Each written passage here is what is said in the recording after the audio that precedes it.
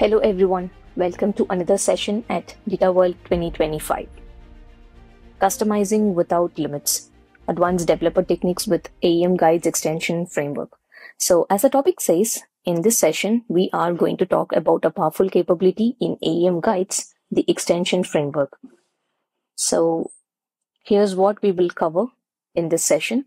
So first we will look at what the extension framework is, what are the different possibilities to understand the scope of this extension framework, the structural overview of this framework, where I'll explain how the framework is designed and how it supports scalable and maintainable customizations, the common use cases, the real world examples where we have extended AEM guides to meet specific business requirements, the integration workflow, which are the implementation steps that one can follow to start with their customization journey. And we'll go hands-on with a live demo to see these concepts in action. And finally, let's wrap the session with our takeaways and QA session. Right. So I'm Ashwini Lakshminarayanan, Senior Solutions Consultant for AEM Guides at Adobe. I primarily work with organizations who are managing large volumes of structured content, helping them streamline authoring, publishing, and extend AEM guides beyond the out-of-the-box experience. So that's the space I operate in, with a focus on solving real-world content challenges through scalable and customized solutions. So in many organizations, the out-of-the-box or default product user experience isn't just enough. So teams often need to customize the default capabilities, changing the look and feel of the interface, automating the publishing steps, integrating extra metadata workflows, or aligning the UI with their internal processes. So that's exactly why we built the extension framework in AEM Guides, to provide a safe, scalable, and a supported way to extend the product capabilities without touching the product's core code.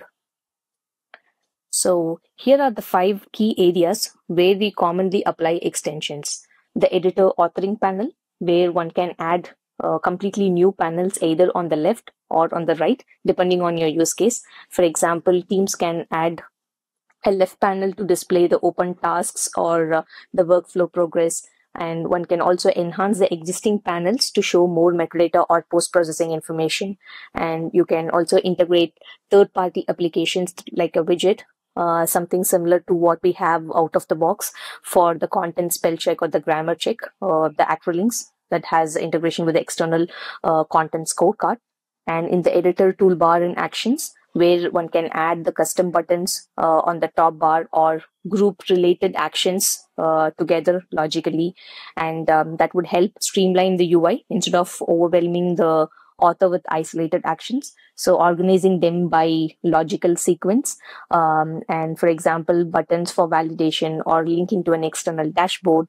So things like that. And in editor UI, the UI behavioral tweaks. So you can also override the existing button behaviors based on specific business requirements, and not just how it looks, right? You can also modify how the UI behaves. For example, you can customize the context menus by adding new options or removing the default ones, all based on the business requirements. And in the review UI workflow, in the review mode, you can add contextual actions like marking a content for the comment for escalation or tagging it with a specific severity level. And you can also extend the comment box to capture additional metadata, such as the reason codes or reviewer roles, and store that as part of the content lifecycle. In the output console preset customizations, you can customize the output preset UI. One example is enabling a single click for save and publish experience. So you can do both the actions together in one click. And another common use case is showcasing enabling or disabling certain fields based on the user profile or the project settings, right? So these are some common use cases or the possibilities that one can achieve using the AEM Guides extension framework. So let's look at the structural overview of this extension framework. So this entire extension framework is built using the MVC design pattern that most of the applications are there too, the model, view, and controller, which means every UI component that's built using this framework follows the same structure.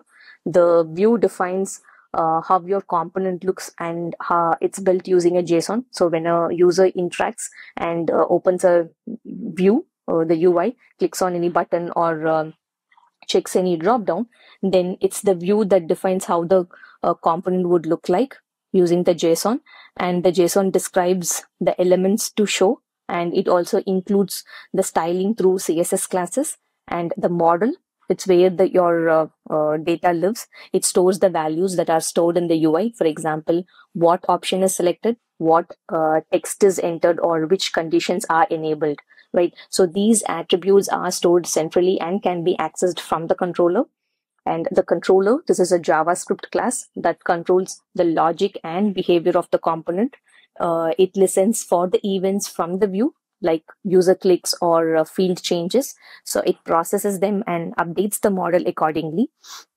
And it also handles server communication, validation, or triggering other actions. So overall, we could, in short, we could say the view presents the UI, the model holds the data, and the controller manages the overall behavior and the flow between them. So this design or the setup ensures everything is modular and reusable, and that lays the foundation for how we build the extensions in AEM Guides. So before we dive into real cases, so real life use cases, let's take a step back and look at how the AEM Guides default authoring interface would look like, and just imagine for a moment how we might customize it. So this is the new revamped AEM Guides interface. So let me open a file for authoring.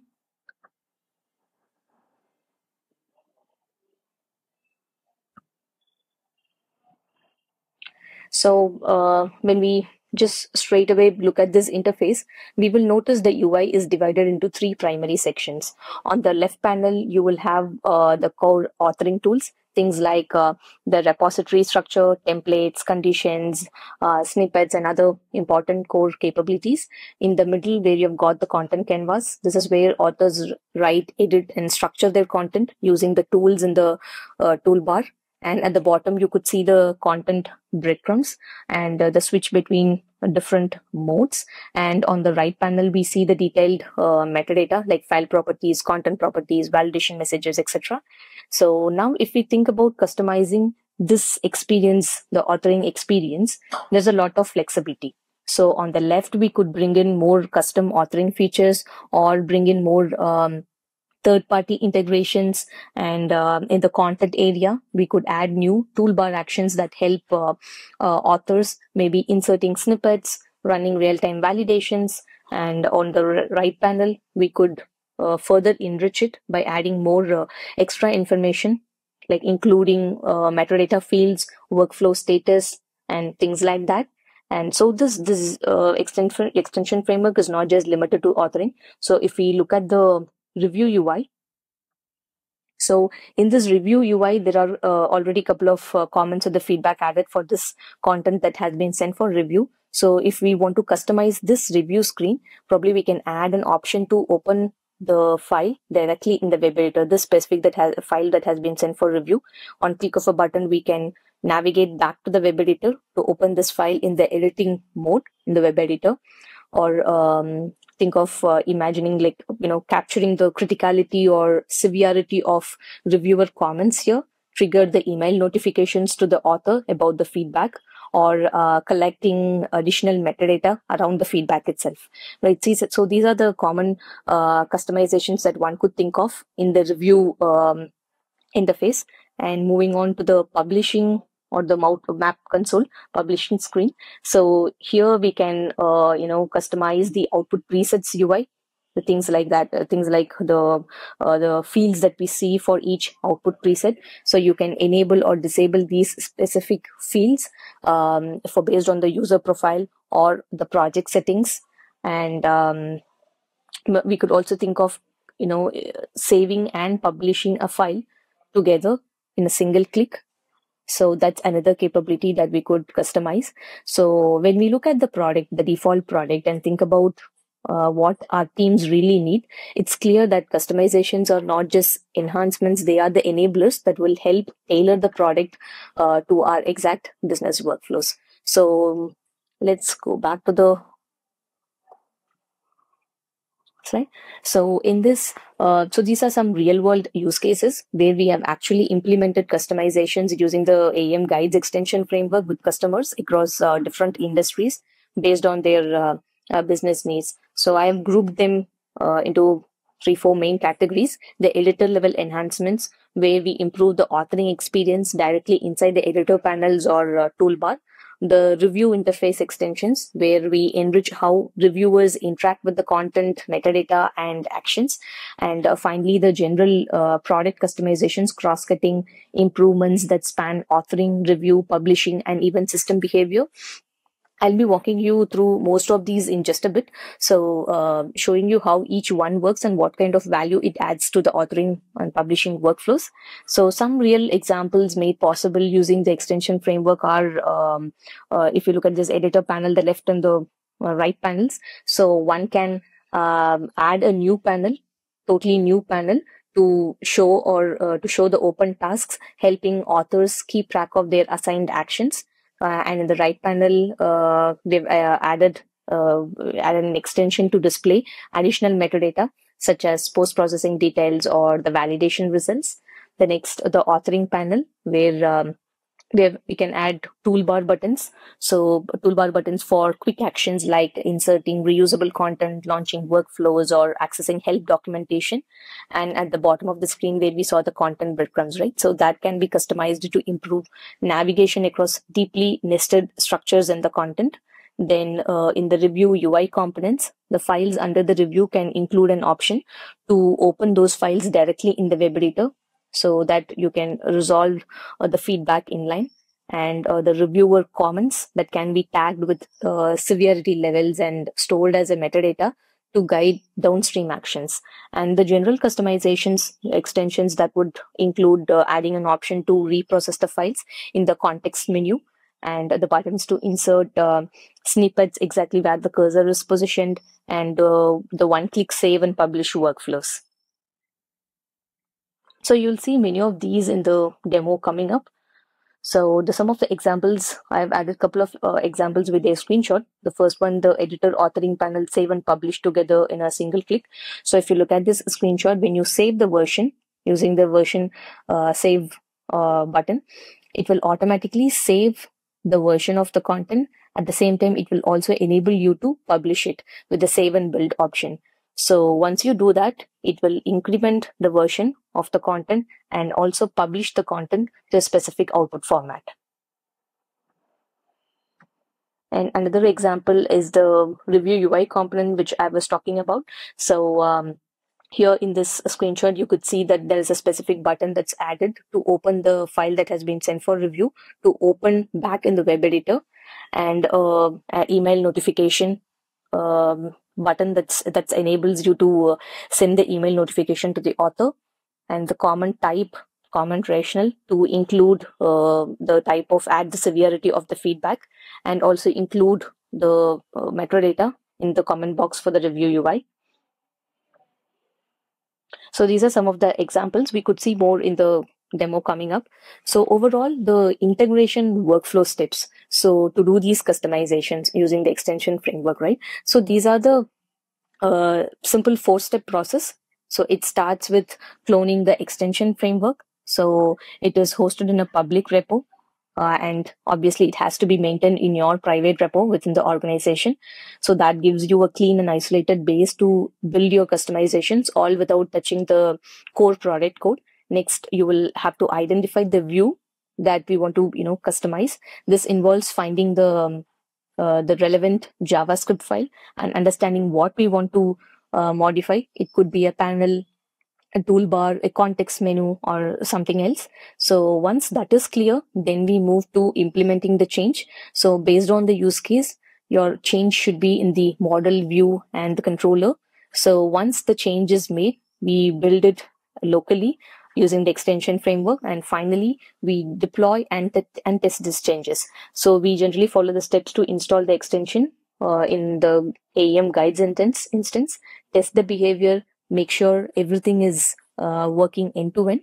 And once a validation is done, then we include the change in the repository, so it becomes part of your own product baseline. So this is the full flow from idea to deployment, and this is exactly what I'll be showing in the demo next. So let's log into the AEM guides. And maybe let's just open one of the recently opened files, which will take me to the web editor. This instance has all the customizations implemented using the extension framework. So let's see all the changes one by one, and also see how those changes are implemented using AEM Guides extension framework. Right. So if I have to download this map, I'll go to the context menu of this file and click on download map. So if I do this, this will eventually initiate the download for this map, and as the messaging says, if I have to download it later, it would be available in the AEM inbox. And to do that, I'll have to go to the AEM main navigation screen and click on the notification button, and then download the map from here. Instead, we have added a new option called assign task, which will bring in all the AEM inbox notification within the web editor interface. So that way, the notification that we just received to download the map would be available within the web editor, and then clicking on that would download the map instantly in the web editor interface. And similarly, we can access all the AEM inbox notifications for that matter, and it will be available here for the users to act upon instantly within the web editor interface.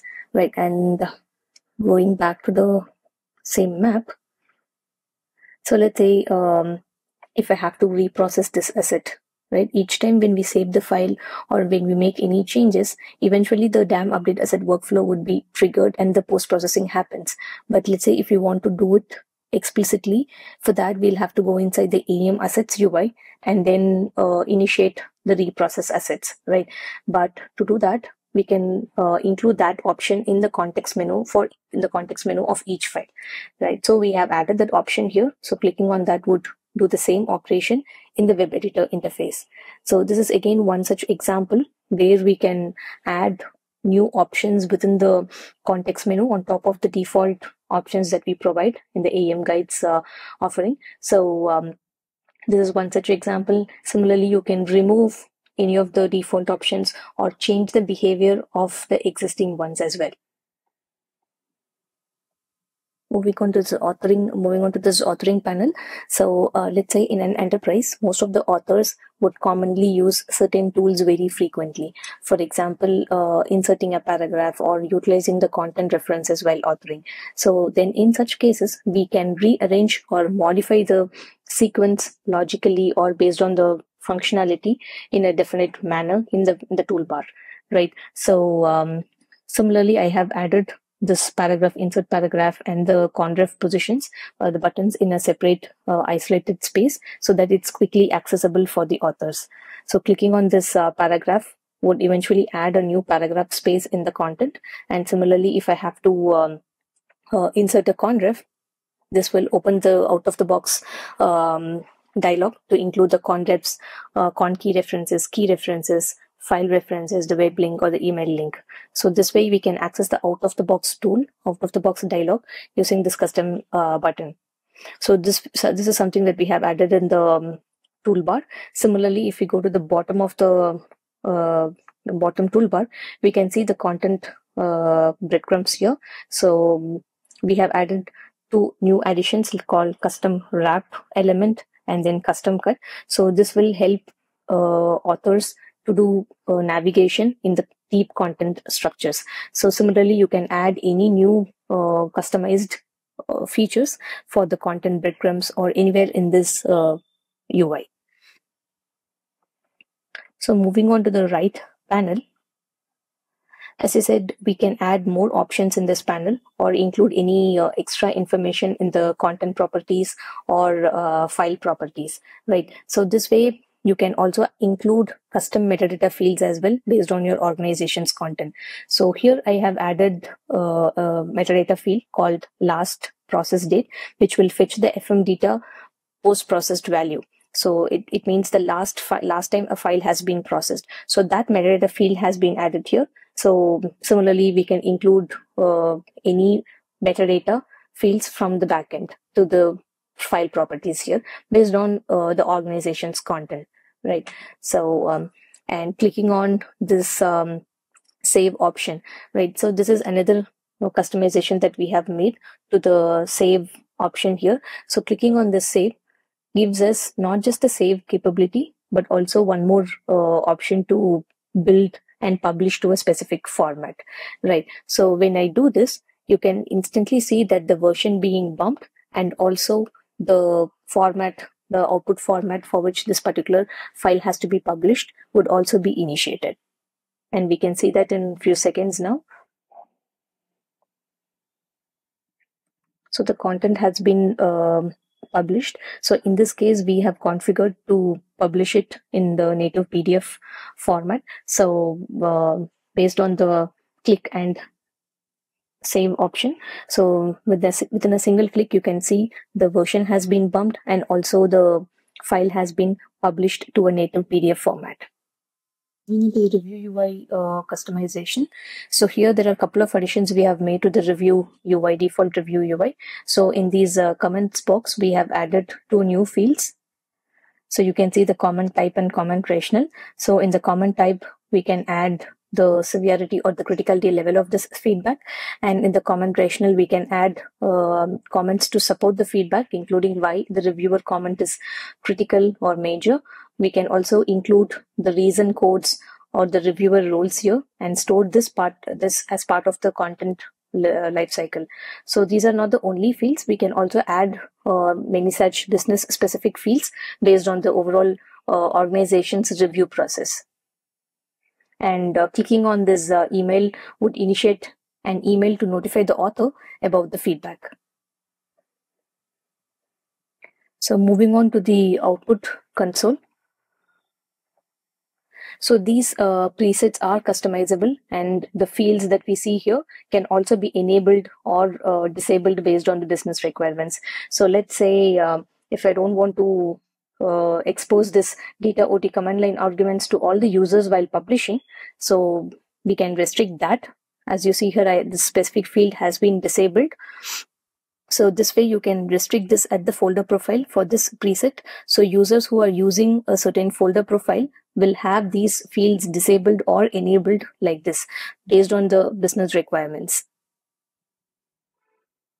So these are the customizations which we have done here using extension framework. So let's see the next steps involved to achieve these customizations using the AEM Guides extension framework. And as I said, the implementation is largely a 4-step process involving the developer to actually take the clone of the Bootstrap code from the repository, which contains all the customizations which I have shown till now.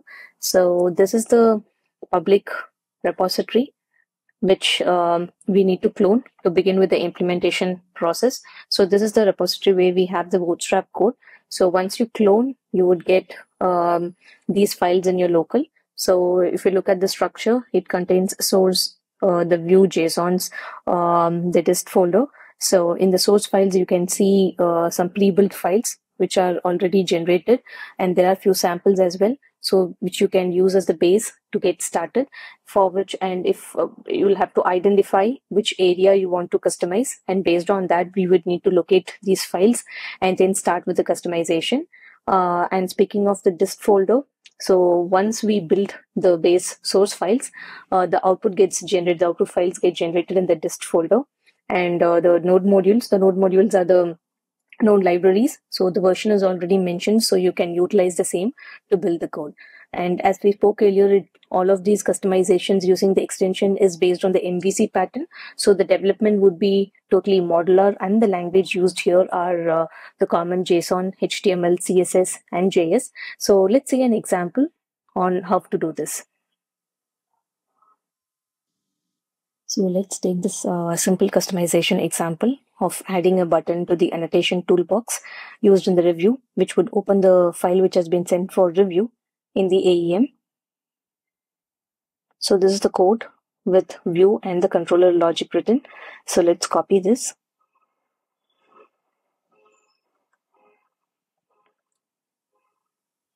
Go to the VS Code where we have the base package cloned from the Git repository.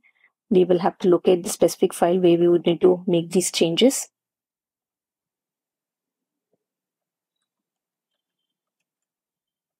make the required changes, and then run the simple command npm run build to build these files. And as I said earlier, the output files would be available in the dist folder, guidesextension.js. Copy this.